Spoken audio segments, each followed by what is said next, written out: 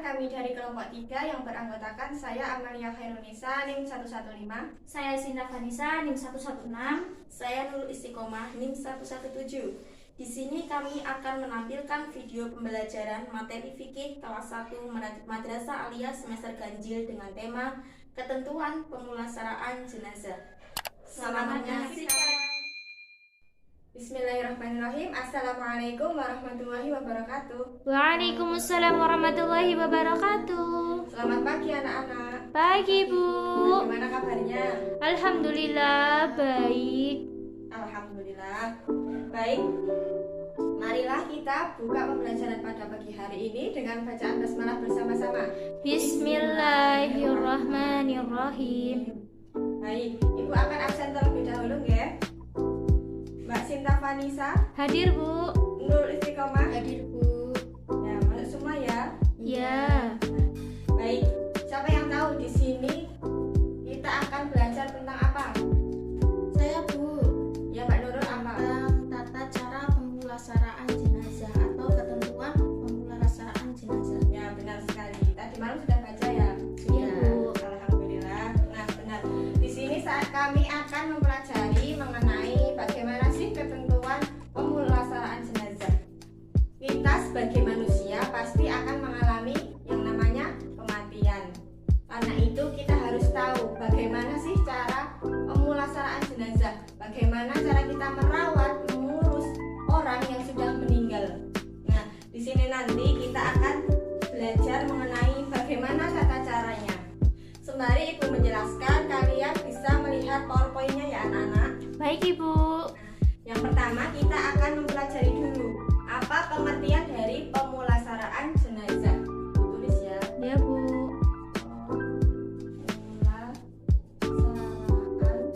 Pemulasaraan jenazah. Nah, siapa yang tahu artinya? Saya Ibu. Ya Mbak Sinta, apa? Artinya mengurus atau merawat. Ya benar. Mengurus atau merawat. Nah, jadi kata pemulasaraan itu berasal dari serapan bahasa Jawa kuno, yaitu dari kata pulasara yang berarti mengurus atau merawat. Jadi pemulasaraan jenazah itu adalah cara kita merawat atau mengurus orang yang sudah meninggal atau jenazah. Nah, dalam syariat Islam itu ada hal-hal atau kewajiban kita sebagai umat muslim ketika menghadapi orang yang sudah meninggal. Nah, siapa yang tahu apa saja kewajiban itu? Coba Mbak Sinta. Ya, saya yang pertama yaitu memandikan jenazah. Ya, benar. Kewajiban kita ketika menghadapi orang yang sudah meninggal. Yang pertama yaitu Memandikan, jenazah. Yang kedua, mengkafani Bu. ya benar sekali, mengkafani jenazah. Yang ketiga, Mensolatkan Bu. ya benar, mensolatkan. Yang keempat, terakhir, Menguburkan. ya menguburkan. Jenazah. Nah, ini tadi adalah keempat kewajiban atau hal-hal yang harus kita lakukan ketika menghadapi orang yang sudah Meninggal. Nah, kemudian yang selanjutnya kita membahas mengenai hukum dari mengurus jenazah. Mengurus jenazah. Nah, siapa yang tahu hukum dari mengurus jenazah itu apa? Saya Ibu. Ya. Fardu kifayah. Nah, benar sekali. Siapa yang apa itu artinya fardu kifayah? Fardu kifayah itu apabila di suatu tempat ketika ada orang yang meninggal dunia, maka seluruh orang Islam atau sebagian tersebut wajib mengurusi jenazah tersebut. Gitu Ya, Bu. benar sekali. Mengurus jenazah itu hukumnya fardu kifayah, sama dengan menyolatkan jenazah. Yang artinya jika dalam suatu daerah itu terdapat orang yang meninggal dunia, maka seluruh orang Islam tersebut wajib untuk mengurus jenazahnya. Akan tetapi apabila sebagian orang telah melaksanakannya, yaitu mengurus jenazah tersebut, maka kewajiban itu telah tunai atau namun jika tak ada seorang pun yang melaksanakannya, maka semua orang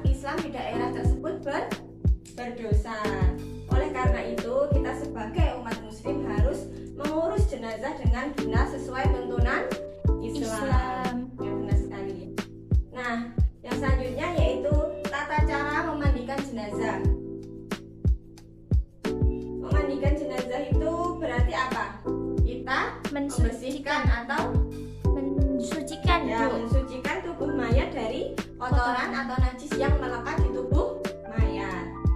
Nah, apa saja sih syarat-syarat orang yang dapat memandikan jenazah? Yang pertama pasti, yaitu harus beragama Islam. ya. Syarat-syaratnya yang pertama yaitu harus beragama Islam. Yang kedua yaitu harus Berakal. berakal ya. Berakal. Berarti kalau orang gila itu tidak bisa ya? Ya tidak bisa, Bu. Ya, harus berakal. Harus orang yang sehat juga. Ya. Kemudian balik. Ya, balik. Orang tersebut balik dan sudah mengetahui tata cara memandikan jenazah dengan benar sesuai tuntunan Islam dan juga sudah berpengalaman. Nah, kemudian yang selanjutnya mempunyai berniat untuk memandikan jenazah. Yang kelima yaitu mengetahui hukum tadi, hukum Islam atau aturan-aturan Islam. Yang ketiga yang keempat, kemudian yang kelima dapat Percaya. harus terpercaya. Karena apa? Karena si orang yang memandikan jenazah itu apabila jenazahnya mempunyai aib atau keburukan, dia harus dapat menyimpannya, tidak membeberkan kepada orang lain. Nah, setelah kita mengetahui syarat-syarat orang yang memandikan jenazah, maka yang selanjutnya kita belajar mengenai tata cara memandikan jenazah. Nah, di sini Ibu ingin kalian berdiskusi mengenai bagaimana tata cara memandikan jenazah. Silahkan kalian berdiskusi dengan teman sebelah kalian ya, teman sebangku kalian. Kemudian kalian tulis bagaimana tata cara memandikan jenazah. Kalian boleh mencari jawabannya di buku atau di internet. Nah, Ibu kasih waktu ya, nanti Ibu suruh kalian untuk membacakannya. Baik, Bu. Nah, sudah ketemu jawabannya anak-anak? Sudah, Bu. Nah, coba sekarang Mbak Sinta maju ke depan, bacakan jawabannya. Ya, Bu. Saya akan membacakan tata cara memandikan jenazah. Nah, Untuk yang pertama kalinya, memandikan jenazah itu biasanya di tempat yang tertutup. ya benar sekali. Lalu yang kedua itu biasanya kalau yang saya tahu itu menggunakan air yang dingin. Nah, terus ketika ingin memandikan jenazah kita harus membaca Bismillahirrahmanirrahim terlebih dahulu. Ya, ada niatnya coba. Saya nggak hafal, Bu. Oh, ya udah nanti saya kasih tahu. Ya, lalu yang selanjutnya ya, Bu, kalau tidak salah posisi kepala itu sedikit diangkat gitu agar Ditinggikan ya. ya. Terus yang kelima itu apa ya? Membersihkan gigi, lubang hidung, telinga gitu, Bu. Ya. Udah? Udah, Bu, saya Ya, baru betul. ketemu itu. Terima kasih. Selanjutnya Ya. Mbak Sinta. Nah, Ibu akan jelaskan ya tata cara memandikan jenazah. Nah, yang disebutkan Mbak Sinta tadi sudah benar tapi kurang lengkap. Nah, kemudian Ibu akan bahas yang pertama yaitu ketika memandikan jenazah itu harus di tempat yang tertutup. Ambil kain penutup dan gantikan jenazah tersebut dengan kain basahan agar tidak terlihat. Kemudian yang kedua, air yang digunakan sebaiknya dingin, kecuali menghendaki kalau jenazah itu harus dimandikan dengan air panas. Yang ketiga, mandikan jenazah dengan membaca Bismillahirrahmanirrahim dan niat. Di sini siapa yang sudah tahu bagaimana niat memandikan jenazah laki-laki maupun perempuan? Tidak, Bu, belum tahu. Belum tahu ya, udah Ibu bacakan ya. Lafaz niat memandikan jenazah laki-laki yaitu nawaitu ghusla adaun an hadzal mayyiti lillahi ta'ala. Kemudian jenazah perempuan nawaitu ghusla adaan an hadzihil mayyitati lillahi ta'ala. Nah, itu adalah niat memandikan jenazah laki-laki maupun perempuan. Nah, nanti coba dihafal ya. Ya, Bu. Nah, kemudian yang keempat, posisikan kepala jenazah dengan sedikit ditinggikan agar air tidak mengalir ke arah kepala. Yang kelima yaitu membersihkan gigi, lubang hidung, telinga dengan kain yang digulung, celah ketiak, celah jari tangan maupun kaki. Lalu serta rambutnya. Dan yang keenam, menekan perutnya agar kotoran yang di dalamnya itu keluar. Kemudian bersihkan dengan air dan kain dengan atau memakai sarung tangan. Kemudian kemaluannya juga dibersihkan dengan tangan kiri dan dibalut dengan kain. Yang ketujuh, siram dan basuh seluruh anggota tubuh jenazah dengan air sabun.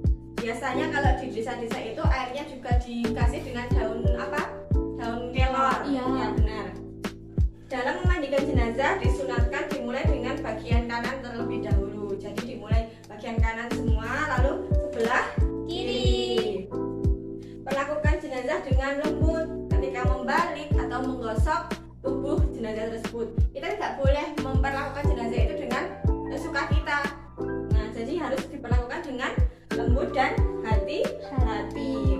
Kemudian menggosok dimulai dari sebelah kanan ya, tadi dimulai dari rambut, kepala, pundak, perut sampai kakinya. Kemudian lanjut ke sebelah kiri.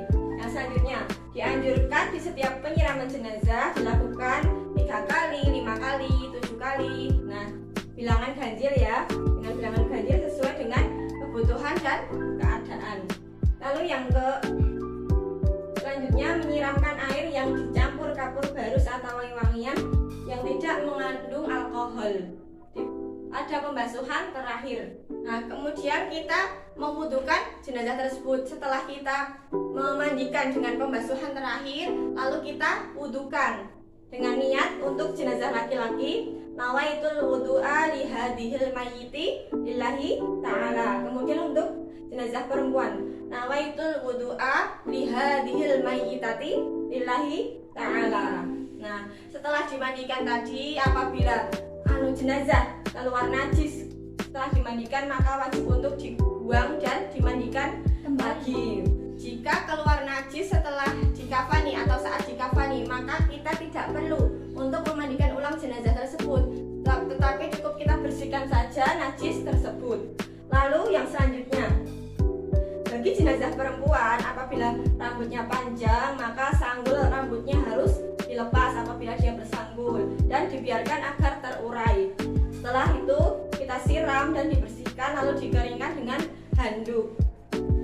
Nah, jika perempuan tersebut berambut panjang, hendaknya kita kepang. Nah, tahu kan? Iya Bu.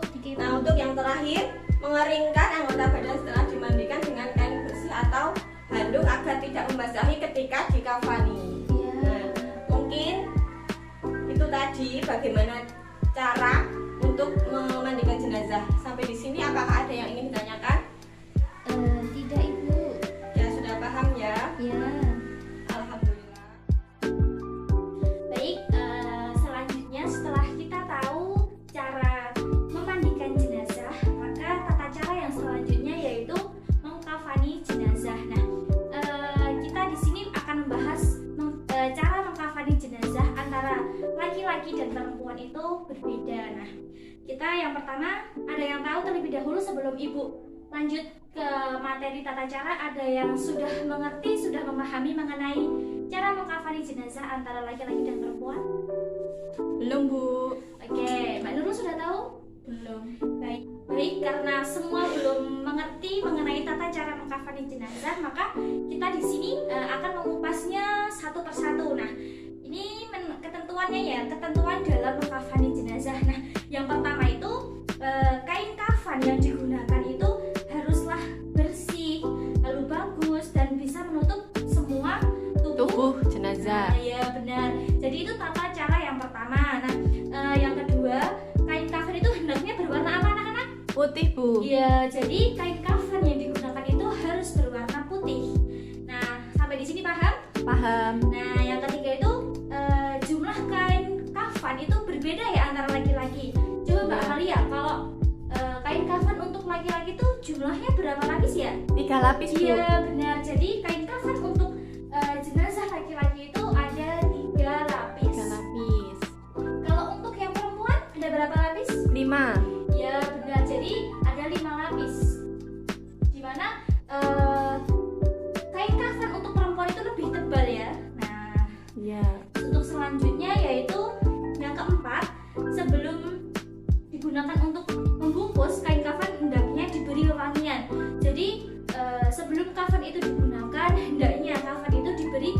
ulangian seperti kabur barus ataupun yang lainnya. Nah, untuk yang kelima, tidak berlebihan dalam mengkafani jenazah. Jadi dalam mengkafani jenazah itu baik laki-laki maupun perempuan itu harus sewajarnya saja seperti itu. Jadi sesuai dengan ketentuan yang ada. Nah, yang keenam itu kain kafan yang digunakan dihamparkan di atas tikar. Ya, dihamparkan dulu ya. Jadi kita mengkafani jenazah itu yang pertama tuh kain kafannya dihamparkan dulu di lantai ataupun di tikar. Nah, setelah selesai dihamparkan nanti baru jenazahnya diletakkan di atas Kain kafan. Ya, benar sekali. Nah, untuk tata cara yang ketujuh yaitu meletakkan kedua tangan jenazah itu di depan dada. Nah, itu yang ketujuh. Dan yang kedelapan, sebelum kain penutup itu benar-benar dilepaskan dari bagian tubuh, nah hendaknya tuh seperti apa ya, mulut, hidung, mata, telinga itu harus diberi penyumbat terlebih dahulu atau ditutup dengan kapas. Setelah itu barulah dikasih wewangian. Nah, setelah itu barulah si mayat dikafani dengan perlahan. Jadi satu lapis demi satu lapis itu dilakukan seperti itu. Nah, yang kesembilan yaitu setelah terbungkus atau setelah benar-benar tertutup rapat oleh kain kafan, maka diikat ya. Diikatnya itu dari atas, lalu dari kepala, terus di dada, di perut, di lutut, dan Kaki. kaki kan. Nah, jadi seperti itu. Jadi ada tadi kalau mengkafani jenazah itu nanti setelah selesai itu yang terakhir yaitu ditali tali pocong itu loh anak-anak, tahu nggak? Nah, itu Tahu. ada di bagian kepala, lalu ada di bagian mana lagi nanti? Kaki. Iya, Dada. bagian dada dulu, lalu di bagian perut, di bagian lutut, dan yang terakhir di bagian kaki. Baik. Nah, setelah itu tadi ketentuan dalam mengkafani jenazah secara umum ya. Nah, itu laki-laki dan secara umum, tapi untuk yang perempuan berbeda lagi tata caranya. Karena tadi yang disebutkan di awal bahwa perempuan tadi berapa lapis kainnya? 5. 5 lapis ya. Nah, untuk yang selanjutnya yaitu mengkafani jenazah untuk perempuan. Jadi seperti yang Ibu sampaikan tadi bahwa untuk perempuan itu kain kafannya ada 5 lembar. Nah, yang pertama kita mulai ya. Lembar pertama yang paling bawah itu harus bisa menutupi seluruh bagian tubuh si mayat perempuan tersebut. Nah, yang kedua, lembar kedua itu sebagai kerudung kepala. Terus yang ketiga itu untuk baju kurung. Yang keempat itu untuk apa, Mbak Nurul? Ada yang tahu nggak yang keempat untuk apa? Belum, Bu. Yang keempat itu untuk menutupi dari pinggang hingga kaki, Bu. Ya, yang keempat itu menutupi dari pinggang hingga kaki. Yang kelima, Mbak Amalia bisa dibacakan? Yang kelima yaitu untuk menutupi pinggul dan paha. Ya, benar sekali. Nah, oke, kita lanjut ya. Setelah tadi kita tahu bagian-bagian yang harus ditutupi dari perempuan, maka kita akan masuk step selanjutnya atau cara yang selanjutnya, yaitu yang pertama memakaikan kain kafan yang kelima yang terletak di bagian pinggul atau pinggul sebagai rok. Yang kedua yaitu memakaikan kain kafan keempat sebagai sarung. Yang ketiga memakaikan kain kafan kedua sebagai kerudung. Lalu yang kelima membungkus kain kafan pertama yang paling bawah kepada seluruh tubuh dengan cara mempertemukan kedua tepi kain yang sebelah kanan dengan sebelah kiri. Nah, setelah kita tahu ya, Mbak, coba tadi dari penjelasan awal sampai di sini coba sebutkan tata cara apa sih yang pertama kali untuk merawat jenazah, Mbak Amalia?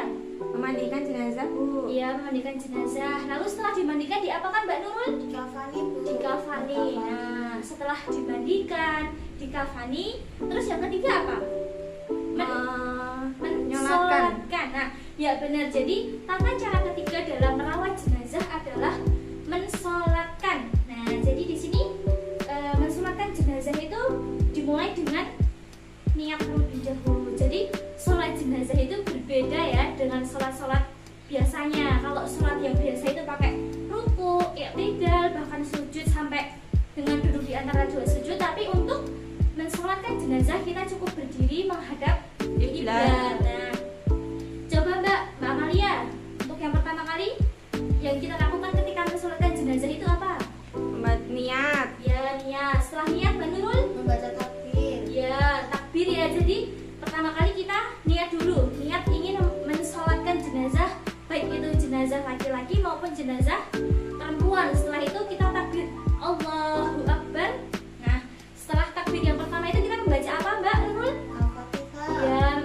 Al-Fatihah. Jadi takbir yang pertama itu kita membaca Al-Fatihah. Lalu setelah membaca surat Al-Fatihah selesai, kita masuk ke takbir kedua.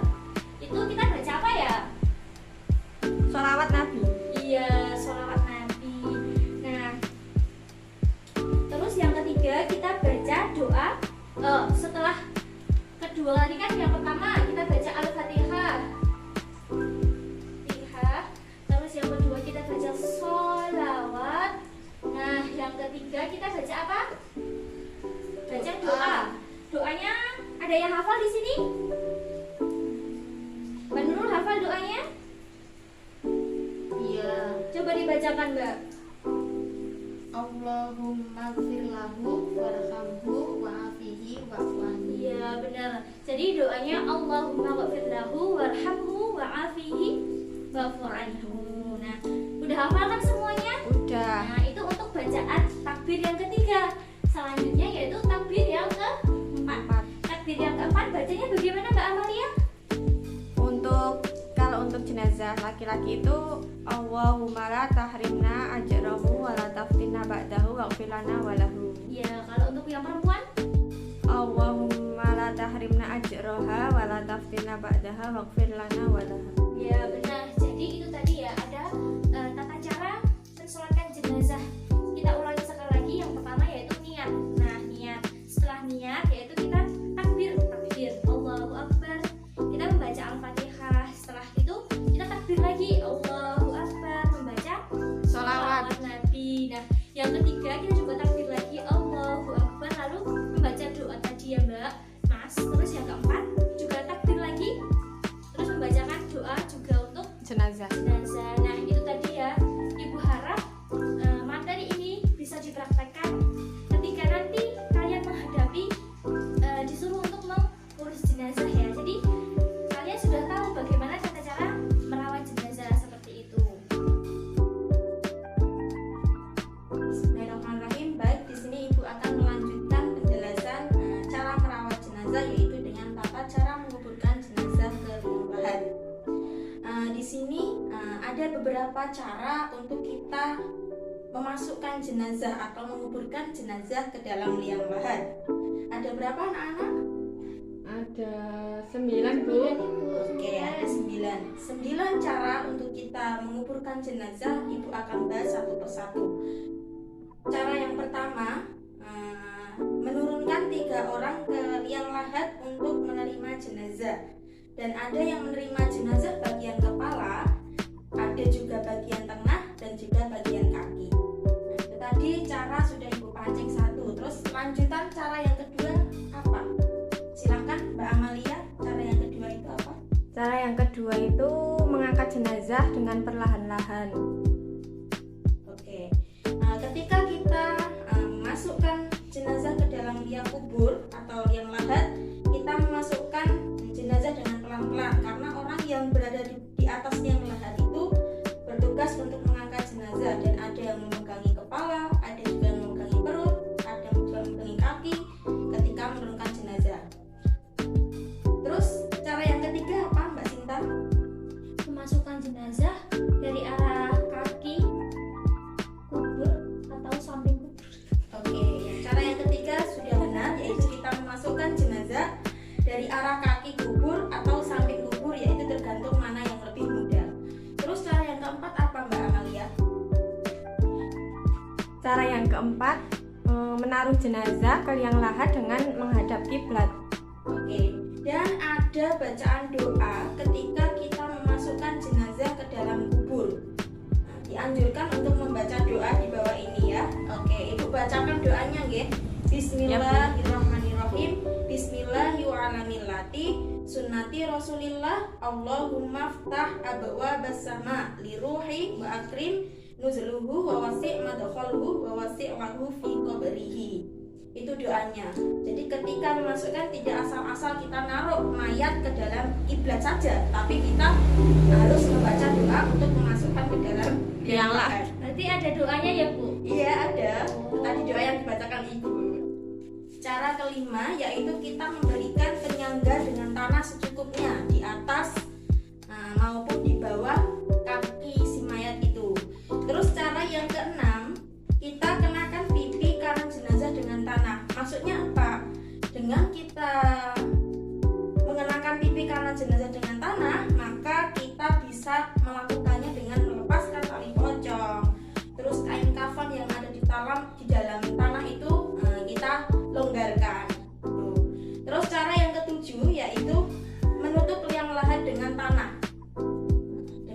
menggunakan kayu terlebih dahulu, baru kita uruki tanah yang kita gali tadi.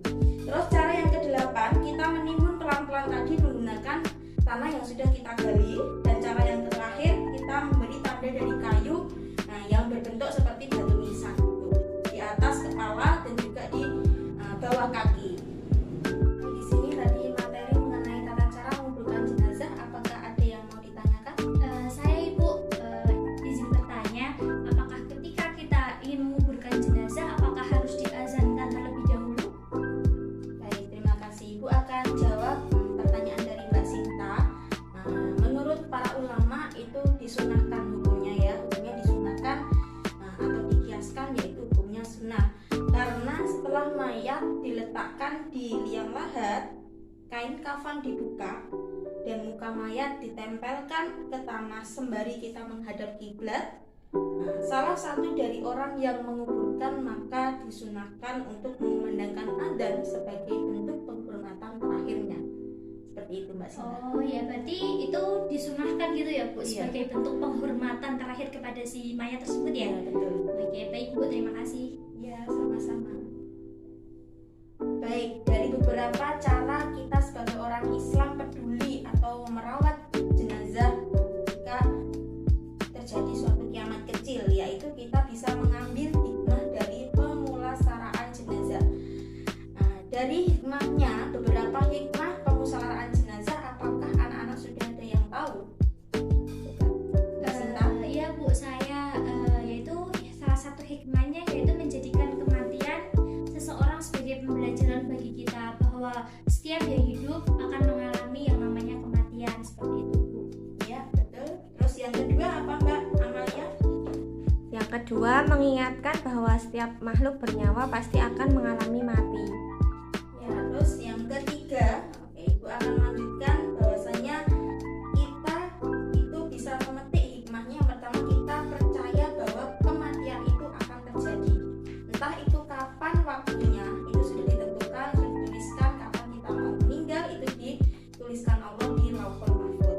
Terus yang terakhir, kita harus memperbanyak amal perbuatan kebaikan untuk mengingat suatu kematian ketika kita melakukan amal perbuatan hidup di dunia. Jadi bekal amal yang kita bawa untuk mati itu sudah siap, seperti itu. Terus mengingatkan bahwasanya saudara dan keluarga itu tidak bisa menolong dari sakaratul maut. Jadi harus bersiap diri lebih awal untuk menghadapi sakaratul maut itu. Seperti itu, nggih. Ya Bu. Baik Bu. Dari beberapa banyak tata cara untuk pemulasaraan jenazah, yaitu tata cara kita itu tadi seperti yang dijelaskan, kita memandikan, terus kita mengafani, terus kita mensolatkan, terus kita menguburkan, dan kita juga mengambil hikmah dari kita tadi melaksanakan suatu amal perbuatan yang dianggap perbuatan baik, pemulasaraan jenazah. Dari pembelajaran tadi, apakah anak-anak sudah jelas materi ini? Sudah Bu. Oke, kalau sudah, apakah anak-anak bisa menyimpulkan apa hasil pembelajaran pada hari ini? Ada yang bisa menyimpulkan? Mungkin saya Bu. Ya, silakan Mbak Amalia. Nah, tadi kan sudah dijelaskan ya bahwa pemulasaraan jenazah atau cara merawat jenazah itu ada 4, yaitu yang pertama memandikan jenazah, lalu mengkafani jenazah, kemudian menyolatkan jenazah, dan yang terakhir itu menguburkan jenazah. Dan semua itu harus kita lakukan sesuai dengan tuntunan agama Islam. Mungkin itu Bu. Ya, betul sekali. Kesimpulan itu sudah benar. Kita sebagai umat Islam itu harus selalu ingat tentang kematian. Kita akan mati kapan itu waktu terjadinya. Jadi kita harus membantu untuk perawatan jenazah itu. Ya memandikan, ya mensolatkan, ya mengkafani, ya menguburkan. Nah, itu kita harus bantu supaya kita menjadi amal perbuatan nanti. Itu di anak-anak sudah Ya paham? Bu. Sudah Bu. Oke, jika paham sudah materinya, anak-anak ibu berikan tugas, yaitu tugasnya untuk kalian membuat kelompok yang beranggotakan 3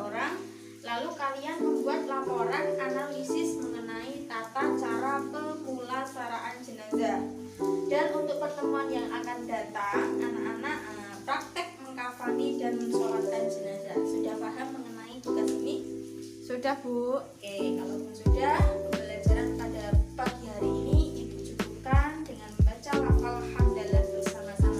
Alhamdulillahirabbil alamin. Dengan pembelajaran kali ini mudah-mudahan bisa bermanfaat bagi kita semua.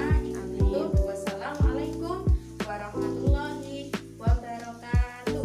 Waalaikumsalam warahmatullahi